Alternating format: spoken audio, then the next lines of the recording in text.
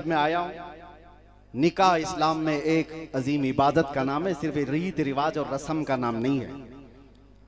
अल्लाह के नबी सल्लल्लाहु तआला अलैहि वसल्लम ने इरशाद फरमाया, या माशर शबाबी मन इस्तताअ मिनकुमुल बाअ फलयतज़व्वज फइन्नहु अग़द्दु लिलबसरि व अहसनु लिलफरज। ऐ नौजवानों, तुम में से जिसकी ताकत है उसे चाहिए कि वो निकाह करे, इसलिए कि निकाह तुम्हारी आंखों की हिफाजत करता है और तुम्हारे शर्मगाह की हिफाजत करता है। जिसने अपनी जिंदगी में ये दो चीजों की हिफाजत की, अपनी आंखों को बचा लिया, अपनी शर्मगाह को बचा लिया, अल्लाह के नबी सल्लल्लाहु अलैहि वसल्लम फरमाते मैं उसे जन्नत में ले जाने की जमानत देता हूं।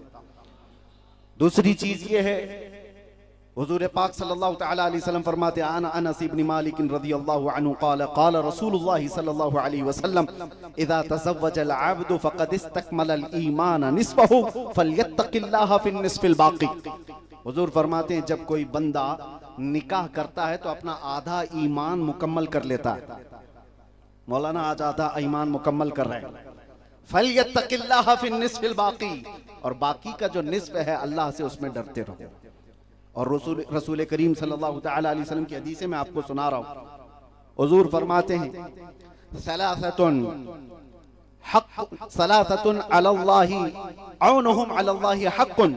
तीन ऐसे लोग हैं जिनकी मदद करना अल्लाह ने अपने ऊपर लाजिम कर लिया है, जिनकी मदद करना अल्लाह ने अपने ऊपर लाजिम कर लिया। वो तीन कौन लोग हैं?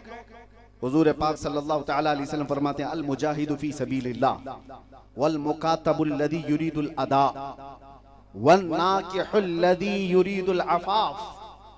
हुजूर पाक सल्लल्लाहु अलैहि वसल्लम फरमाते हैं तीन ऐसे लोग हैं जिनकी मदद करना अल्लाह ने अपने ऊपर लाजिम कर लिया है। पहला, अल्लाह की राह में, अल्लाह की राह का वो मुजाहिद। दूसरा, ऐसा गुलाम जो आजादी के लिए जिसके साथ लिखत पढ़त हो चुकी अदा करना चाहता है पैसे, और रोज खिदमत करके पैसे अदा करना चाह रहा है। इसमें बुजुर्गों ने फरमाया वो कर्ज में डूबा हुआ आदमी जो अदा करना चाहता है, अल्लाह ने उसकी मदद करना अपने ऊपर लाजिम कर लिया है। देने की ख्वाहिश हो तो अल्लाह मदद करेगा।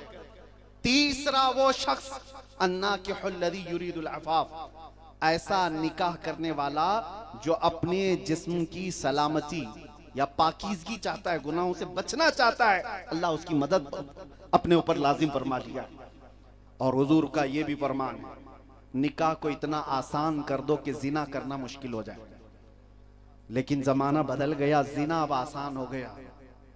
किसी भी जगह मुंह मारना नौजवान को आसान हो गया। यहाँ तो चलो अरबों की हालत आज इतनी है, मेरे बहुत सारे लोग हैं वहां पर अरब में, उनके लिए इतना डिफिकल्ट है, 40-40 साल हो जाते हैं उनकी शादियां नहीं हो पाती, क्योंकि दोनों तरफ इफरात व तफरीत है। हमारे यहाँ भी, हमारे यहाँ लड़कियों के लिए अजाब बना दिया, वहां लड़कों के लिए अजाब है। यहाँ तो सारा कुछ लड़की के बाप के ऊपर है ना, जहेज देना, मेहर देना, जहेज देना, घर देना, बहुत कुछ, दूल्हा क्या क्या नहीं मांगता। अरे उत्तर प्रदेश में मैंने तो देखा मौलवी लोग भी गाड़ियां मांगने लगे। तो लानत है उनके इल्म पर। अगर वो नहीं बदल सकते तो फिर कौम के बदलने की क्या उम्मीद करते हैं? वो यहां पर है और अरबों में मैंने देखा वहां पर सारा का सारा लड़कों के ऊपर। अरे उनको एक शादी करने के लिए 25 से 30 लाख ये मिनिमम है, 40 लाख 50 लाख का खर्चा है एक लड़की से निकाह करने का। तो नौजवान सोचता है आसानी देखते हैं किसी लड़की के साथ, एक रात गुजारा, 2 रात। उम्मत को जिना में मुब्तला करने वाली खुद कौन? अब आइए मैं दो चंद बातें आपके सामने अर्ज करूं। निकाह करने से पहले भी हुजूर पाक सल्लल्लाहु अलैहि वसल्लम ने फरमाया 4 चीजें औरत के अंदर देखो। कोई भी आदमी निकाह करता है तो 4 वजह होती हैं। या तो औरत बड़ी खूबसूरत है इसलिए उससे निकाह कर रहा है। मौलाना आप किस लिए कर रहे हैं वो भी देख लेना, बहुत खूबसूरत होगी, या तो फिर बहुत बड़े खानदान वाली होगी, 2 चीजें, या तो फिर बहुत मालदार होगी, चौथी चीज हुजूर फरमाते हैं या तो बहुत दीनदार होगी, अखलाक वाली होगी। अब सुनो, जिसने सिर्फ खूबसूरती देख करके निकाह किया, हुजूर फरमाते हैं अनकरीब वो फितने में मुब्तला हो जाएगा, ऐसे फितने में कि वो अपनी बीवी से ही शक करते रह जाएगा। दूसरा, वो जो सिर्फ बड़ी मालदार औरत को देख करके निकाह किया है, हुजूर फरमाते हैं अनकरीब वो लोगों में मोहताज बना दिया जाएगा, फकीर बन जाएगा। और जो सिर्फ बड़ा खानदान देख करके निकाह किया है, हुजूर फरमाते हैं वो लोगों में जलील हो जाएगा, और जिसने अखलाक और किरदार देखा, हुजूर फरमाते हैं उसके निकाह में दुनिया में भी अल्लाह बरकत देगा, आखिरत में भी बरकत देगा। लेकिन इसका मतलब ये नहीं है कि खूबसूरती देखना ही नहीं है, इसका मतलब ये नहीं है कि अच्छा खानदान या माल वाली को शादी करना ही नहीं है, बल्कि हदीस का मफहूम ये है पहली नजर वो तीन चीजें ना हो। पहली नजर उसके अखलाक और किरदार। पहले की औरतें जाती थी और लड़की देखने के लिए पहले घर वालों से पूछती थी कुरान कितना पढ़ा है, लेकिन अभी जाकर के पूछती है कढ़ाई आती है, सिलाई आती है, रोटी पका लेती है, बिरयानी पका लेती है, क्या क्या करती है। अरे तुम तो लड़की को मशीन बना करके लाने के लिए सब सवालात कर रहे हो। काश एक चीज आपके सामने रखूं, लड़की को देखने वाले लोग, हाँ जो देखने के लिए जाते हैं और ऐसी खूबसूरत उनको चाहिए, अपना चेहरा कभी आईने में देखा नहीं, और बहू कैसी चाहिए उनको, आसमान से उतरी हुई, बिल्कुल पानी पियो तो गले से नजर आए, और खुद क्या है कभी देखा ही नहीं आईने में। मेरे अजीजों, एक शख्स की तारीख बताता हूं, नजमुद्दीन अय्यूब, कुर्दिस्तान का रहने वाला एक सिपाही सालार, बहुत बेहतरीन जंगजू सिपाही, शादी नहीं करता था, नजमुद्दीन नाम है। तवज्जो चाहता हूं, उसका भाई असदुद्दीन कहता है कि भाई तू शादी क्यों नहीं करता? काम मेरे लायक कोई लड़की ही नहीं दिखती, मेरे लायक ही नहीं है, कोई लड़की दिखती ही नहीं। वैसा नौजवान नहीं था जो लायक लड़की के लिए यहाँ जो सोचता है, क्राइटेरिया बनाया हुआ है, ऐसे बाल होने चाहिए, ऐसी नाक होनी चाहिए, ऐसी आंख होनी चाहिए। हाँ, हमने नौजवानों को सुना है वो लिस्ट लेकर के घूमते रहते हैं, इतनी पतली होनी चाहिए, इतनी आंखें ऐसी होनी चाहिए, ऐसा रंग होना चाहिए। ढूंढते ढूंढते लास्ट में कुछ नहीं मिलता तो फिर कहता बस औरत होनी चाहिए। हाँ, 30-35 साल का हो गया, कुछ नहीं मिल रहा है तो लास्ट में लिस्ट में एक ही चीज बची, बस औरत हो जाए। वो नजमुद्दीन ऐसा नहीं था। वो क्यों कह रहा था कि मुझे कोई लड़की मेरे लायक दिखती नहीं? असदुद्दीन ने पूछा मैं तेरा निकाह का पैगाम भेजूं? कहा शाह सल्जूक बादशाह के बेटी से या वजीरुल मलिक की बेटी से, ये बगदाद के लोगों की बात कर रहा हूं। उसने कहा नहीं, उनकी बेटियां लायक नहीं मेरे। असदुद्दीन घबरा करके निकल गया। भाई उसका कहा कि बादशाह की बेटी, वजीरुल मलिक की बेटी तेरे लायक नहीं है तो फिर कौन है तेरे लायक? सुनो, नौजवान कहता है, उम्र हो रही थी 30 साल की, कहता है मैं चाहता हूं ऐसी लड़की मुझे मिले जो मेरा हाथ पकड़कर मुझे अल्लाह तक पहुंचाए, मुझे अल्लाह तक पहुंचाए। और मैं चाहता हूं मुझे एक ऐसी लड़की मिले जिसकी कोख से ऐसा बच्चा जन्म हो जो बैतुल मुकद्दस को फतह कराए। ये मेरी नीयत है। असदुद्दीन जो सगा भाई था वो उठकर चला गया, पता नहीं कहां मिलेगी। अब ये नजमुद्दीन अय्यूब, कुर्दिस्तान का रहने वाला एक सिपाही, मस्जिद में जाया करता था। तकरीर की एक मस्जिद में शेख आजम, मुफ्ती आजम जो वहां के थे, रोजाना उनसे मुलाकात होती थी। मगरिब के बाद बैठा हुआ था, चंद दिनों के बाद शेख मुफ्ती ये तकरीर वहां बैठे हुए थे। अचानक खिड़की से एक औरत की आवाज आई। कहा कि हुजूर मुझे पर्दे में कुछ बात करनी है। जो मुफ्ती आजम थे उस इलाके के, उन्होंने नजमुद्दीन से कहा बेटा तुम बैठो, एक औरत आई है मैं बात करता हूँ। कहा हुजूर बात कीजिए। वो लड़की, जो औरत जो खिड़की से बात कर रही थी, वो कह रही थी आपने जो रिश्ता भेजा था मैंने ठुकरा दिया। कहा क्या हुआ? बहुत अच्छा रिश्ता मैंने तुझे भेजा था, क्यों ठुकराया? कहा नहीं, वो सिर्फ जाहिर का दिखता है, बाकी कुछ है नहीं। कहा तू क्या चाहती, कितने रिश्ते ठुकरा चुकी है? वो खातून पर्दे के पीछे से कहती है मुझे बस एक ऐसा रिश्ता चाहिए जो मेरा हाथ पकड़कर मुझे अल्लाह तक पहुंचाए। एक ऐसा रिश्ता चाहिए जिसके साथ गुजरने के बाद मुझे एक बेटा अल्लाह दे जो बैतुल मुकद्दस आजाद कराएगा। नजमुद्दीन मस्जिद में बैठे सुन रहा था। मेरी जो तमन्ना है वही इसकी भी है। शेख आजम से कहता है, जो मुफ्ती आजम थे, कहा कि हुजूर वो कौन लड़की है? कहा वो मोहल्ले के फकीर घराने की लड़की। कहा मैं उससे निकाह करना चाहता हूं। कहा तू गवर्नर है, तू सिपाही सालार है, वो फकीर घर की है। कहा मुझे उससे कोई मतलब नहीं, मेरी फिक्र और उसकी फिक्र मिलती है, मैं चाहता हूं आप निकाह करा दो। देर नहीं हुई, मगरिब से ईशा के बीच में बातचीत हुई और ईशा के बाद निकाह। नजमुद्दीन अय्यूब उस खातून को लेकर घर निकला।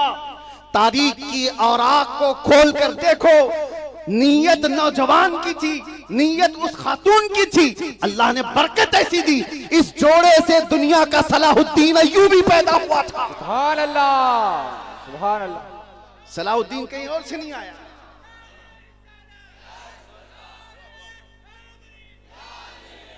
इस जोड़े से सलाहुद्दीन पैदा हुआ था और जो सलाहुद्दीन बैतुल मुकद्दस को आजाद कराया था, आज तक नस्लों में उसका नाम जिंदा है। इसलिए हम कहते हैं शादी से पहले नीयत अच्छी रखो तो फल भी अच्छे आए। हाँ, मशीन बना करके ला रहे हैं औरत को, तो क्या निकलेगा वहां से? मशीन से मशीन ही निकले। तुम सोचते हो, हमेशा लोगों को अक्सर ये सुना गया है कि मेरे घर में इमाम हसन इमाम हुसैन के खादिम पैदा हो। अरे हसन और हुसैन जहां पैदा होंगे, घर में फातिमा भी होना चाहिए। फातिमा की कोख से ये जन्म लेते हैं, तो अपनी नीयतें सही रखो। जिनके निकाह नहीं हुए उनके लिए तो ये नसीहत है, जिनके हो चुके, खैर मैं तो देख रहा हूं स्टेज पर ये जो नूरानी मंजर है निकाह का है, निकाह का इन पर इतना रश्क हो रहा है, हमें दूसरा निकाह करने की ख्वाहिश हो रही है। भाई ये कट कर देना वीडियो में से, मेरे घर पर ना जाए। मैं इन पर रश्क कर रहा हूं कि निकाह की ऐसी महफिल हो। और अल्लाह के नबी सल्लल्लाहु अलैहि वसल्लम की एक हदीस सुनाकर खुतबा पढ़ता हूं, सुनिए। अल्लाह के नबी सल्लल्लाहु अलैहि वसल्लम से पूछा गया कि कौन से निकाह में सबसे ज्यादा बरकत होगी। हुजूर फरमाते इन्ना अअज़मन निकाहि बरकतन ऐसरुहु मऊनतन, सबसे ज्यादा बरकत वाला निकाह वो होगा जिसमें खर्चा कम किया गया, जिसमें खर्चा कम किया गया होगा। हाँ, सारे लोग ये सुन ले, बड़े बड़े पैसे वाले लोग, तुम्हारे चोंचलों की वजह से गरीबों की शादियां मुश्किल हो गई। तुमने जो लुटा लुटा करके बड़े बड़े महल्लात और जितने भी पैसे लुटा लुटा करके शादियों का रिवाज किया, गरीबों की शादियां मुश्किल हो गई। ये कर्जे ले ले करके अपनी बेटियों का शादी करने पर मजबूर हो गए, इसलिए कि ये सारा बुरा रिवाज आया है मालदारों से, ये सारा रिवाज आया है पैसे वालों से, और गरीब उसकी बराबरी करने की कोशिश करता है। वरना क्या है, उसके दिल में भी तो ये तमन्ना है, मेरी बेटी क्या सोचेगी कि मेरा बाप मुझे सही से शादी भी नहीं करके दे सका। निकाह करने का ये तरीका हो कि बुजुर्गों के सामने बिठाओ कदमों पर, ये देखो दूल्हा अमामा पहना है, कपड़े पहना है, ऐसे ही है जो पूरे जिंदगी में जो कपड़े पहन रहा हो। एक निकाह को इतना आसान कर दो।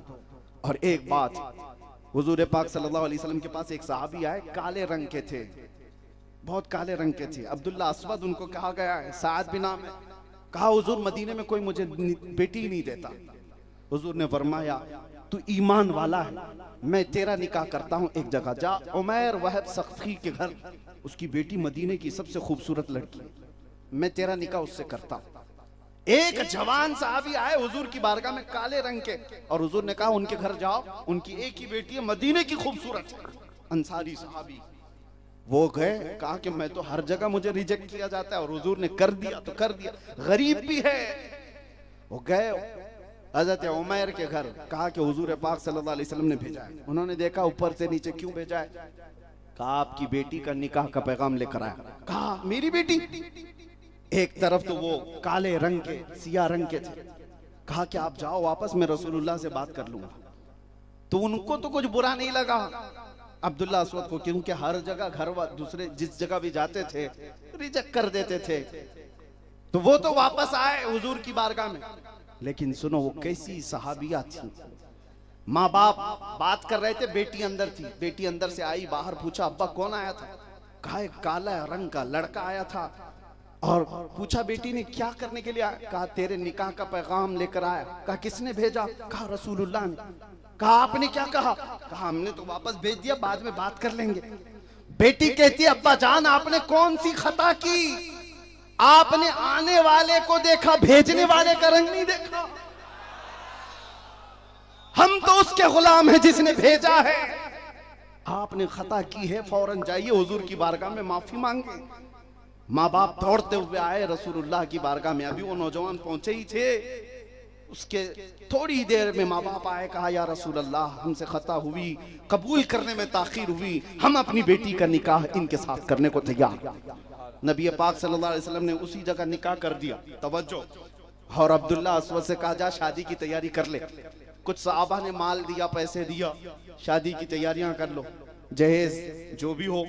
घर सजाने के लिए गए, मार्केट में सामान खरीद रहे थे। ये वो वक्त था जब जंगे ओहद का तबल बज चुका था, अचानक मदीने की गलियों में सहाबा तैयारी कर रहे थे। कहा कि मुशरिकीन मक्का मदीने पर हमला आवर हुए हैं, रसूलुल्लाह जा रहे हैं मैदान ओहद की तरफ।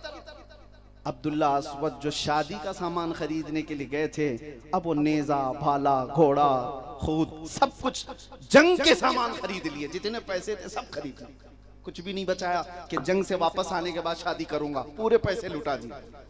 और जंग में ऐसे आए हैं, लोहे की जीरा पहनकर, लोहे की टोपी पहनकर, घोड़े पे कभी बैठे नहीं थे, वो घोड़ा लेकर के आए और मैदान में आए। जब लड़ने लगे, मेरे आका सल्लल्लाहु अलैहि वसल्लम दूर से देखकर सहाबा से कहते हैं, जानते हो ये मुजाहिद कौन है?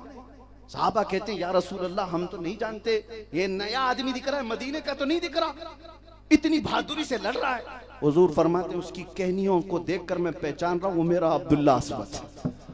आज उसको शादी का सामान खरीदने के लिए भेजा गया था, उसने सामान जंग खरीद लिया और अल्लाह की राह में आ गया। शाम होने से पहले खबर आई कि अब्दुल्ला अस्वद की शहादत हो गई, वो मैदान में शहीद हो गए। ये वो लोग हैं कि मेरे अजीजों, जिन्होंने हकीकत में कहा था उन्हें जाना उन्हें माना, न रखा गैर से काम, लिल्लाहिल हम्द मैं दुनिया से मुसलमान गया। अजीज़ान गिरामी, हुजूर सल्लल्लाहु अलैहि वसल्लम के पास एक साहबी आए, उन्होंने कहा हुजूर शादी की ख्वाहिश तो है लेकिन होती नहीं है, मेरे पास कुछ है नहीं। हुजूर ने फरमाया जा मैं तेरा निकाह करूंगा, महर में देने के लिए कोई अंगूठी है तेरे पास? चांदी की अंगूठी एक महर में लेके आ, महर देना वाजिब है।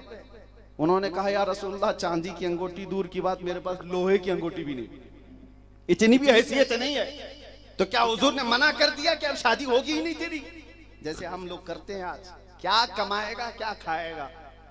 हाँ, सब नौजवान बेचारा 15,000 कमा रहा है, माँ बाप कहते हैं 15,000 में बेटी को क्या खिलाएगा? अरे इसके पिज्जे बर्गर नहीं आते महीने में, हाँ उसको इनकार कर दो। मैं आपसे एक सवाल करता हूँ, चलो 50,000 कमाने वाला जवान तुमको मिल गया और शादी के अगले ही महीने पूरा निठल्ला हो गया, क्या करोगे? नौकरी भी छूट गई, सब खत्म हो गया, अरे लंगड़ा लूला हो गया, क्या करोगे? तुम अल्लाह रज़्ज़ाक़ के हकीकी पर अगर यकीन रखते हो तो अल्लाह की बारगाह में ये दुआ करके अपनी बेटियों को दो। हाँ, घर अच्छा देखना, उसके चाल चलन, ये सारी चीजें देखना है, लेकिन बहुत मालदार की तमन्ना लेकर के बैठे रहना ये शरीयत का हुक्म नहीं है। हुजूर पाक ने उस सहाबी से कहा ठीक है आजा, अंगूठी देने की भी काबिल तेरे अंदर ताकत नहीं है, एक काम कर, कुरान की कोई सूरे तुझे याद है? उन्होंने कहा हाँ या रसूल अल्लाह फलां फलां सूरे मुझे याद है। हुजूर ने फरमाया तेरा निकाह मैं एक अंसार सहाबी की बेटी से करता हूं और महर में कुरान की वो सूरतें उसे याद करा दे। निकाह को ऐसा आसान किया है, निकाह को ऐसा आसान किया है। बहरहाल अजीज़ान गिरामी वक़ार, मैं ये चाहता हूं कि आज नौजवान ऐसे उठें जो ये कहें कि हम बगैर जहेज के निकाह करने को तैयार हैं। मैं समझता हूं वो सबसे अजीम नौजवान होंगे, खुराफात को खत्म करने वाले वो मुजाहिदीन होंगे। लोग ये सोचते हैं, अब कुछ, मैं जबलपुर गया था मीलाद शरीफ में, मैंने कुछ नहीं कहा कि मेरे इस्तकबाल में वो करो ये करो, कहा 12वीं शरीफ है हुजूर की बारगाह में, क्या तोहफा पेश करो। 12 नौजवान खड़े हुए और उन्होंने कहा बगैर किसी जहेज के हम निकाह सुन्नत तरीके से करेंगे और ये हुजूर की बारगाह में हमारा हदिया है। मेरे अजीजों, हदिया क्या है? ये तो अमल है शरीयत पर। लेकिन आपसे भी मैं कहता हूं, लोग ये सोच के बैठे हैं नौजवान लोग कि मौलाना की बात पर अगर मैं कह दिया तो कल को मेरी बाइक चली जाएगी, कार देने वाले कार नहीं दे पाएंगे, वॉशिंग मशीन नहीं आएगी, तिजोरी नहीं आएगी, पलंग नहीं आएगी। मैं उन नौजवानों को कहता हूं जो अपनी बीवी के घर से मांगते हो, इससे बेहतर है खटोरी लो, मस्जिद के बाहर बैठो, उससे ज्यादा मिल जाएगा। अल्लाह ने तुम्हें मर्द बनाया है, हाथ दिया है, कमाओ। और मेरे आका फरमाते हैं सबसे बेहतरीन सदका एक लुकमा कमा कर अपनी बीवी को खिलाना। तुमको अल्लाह ने मर्द बनाया है, ससुराल से क्यों चक्कर लगाए बैठे हो, इंतजार में बैठे? बीवी थोड़ा सा कुछ हुआ, जा ससुरे अपने बाप से मांग के लिया, अपने भाई से मांग के लिया। उसको दबाव में डाल करके औरतों को जिस तरह से यहाँ जिंदगी गुजारने पर मजबूर किया जाता है, मेरे अजीजों ये रिवाज खत्म करें। आखिर में औरतों से भी मैं ये गुजारिश करता हूँ कि औरतों के लिए हुजूर पाक से पूछा गया या रसूल अल्लाह सल्लल्लाहु अलैहि वसल्लम, औरत कैसे पता चले कि हमको अच्छी मिली कि बुरी मिली? सबसे अच्छी औरत कौन सी है? हुजूर फरमाते तीन चीजें उसके अंदर देख ले, तीन चीजें। पहली चीज हुजूर ने फरमाया तेरी औलाद से सबसे ज्यादा मोहब्बत करने वाली। दूसरी चीज तुम्हारी गैर मौजूदगी में तुम्हारे माल और तुम्हारी इज्जत की हिफाजत करने वाली। और तीसरी चीज मेरे आका सल्लल्लाहु ताला अलैहि वसल्लम फरमाते हैं तुम्हारी किसी भी बात को ना कहने वाली। ये तीन चीजें अगर किसी औरत के अंदर है तो वो दुनिया में जन्नती औरत है।